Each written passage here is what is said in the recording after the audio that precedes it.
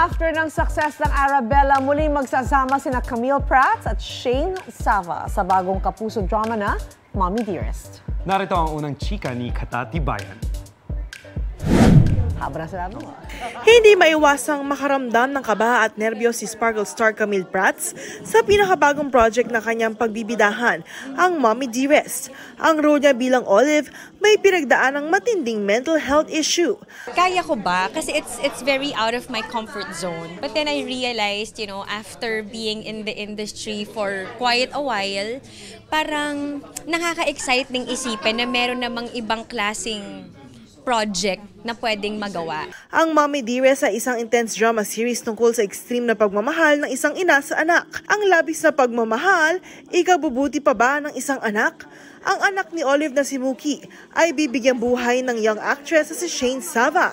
After the drama series Arabella, magsisilbing reunion project ni na Camille at Shane ang Mommy Dearest. Halo-halong emotion, parang love and then anger and then ang dami. Parang, alam mo yun, paano mo kakagalitan yung isang tao na mahal mo? Parang, ang hirap. Kasama sa serye si Katrina Halili na maninibago raw ulit sa api-apihang role. Yung malaking adjustment. Alam mo bakit? Medyo nasanay na kasi ako sa action. Na konti lang yung lines, more on action lang. And then, ito na naman ang haba ng mga linya, tapos ang daming iyakan. Siyempre, tinanong na rin namin ang cast ng Mommy Dearest kung ano ang kanilang bucket list this 2024. I wanna dance more.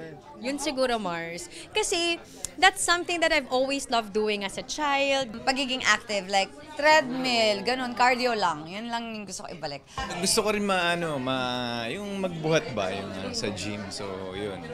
Pagandahin yung katawan, mas maging fit and healthy. Lagi ako nagpe-play ng mahirap na best friend or ganito, ganyan. Gusto ko naman yung social na maldita. Gusto ko din mag-learn mag-drive. Instant connection naman ang magka-love team na sina Shane Sava at Prince Carlos na parehong adventurous. I wanna travel too. Mahilig ako mag-travel, outside the country, States, Japan.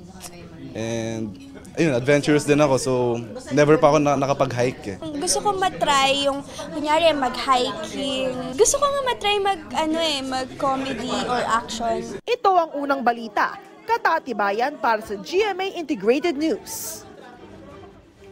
Mga kapuso, para una ka sa mga balita, mag-subscribe sa GMA Integrated News sa YouTube. Sa mga kapuso abroad, subaybayan niyo po kami sa GMA Pinoy TV at sa www.gmanews.tv.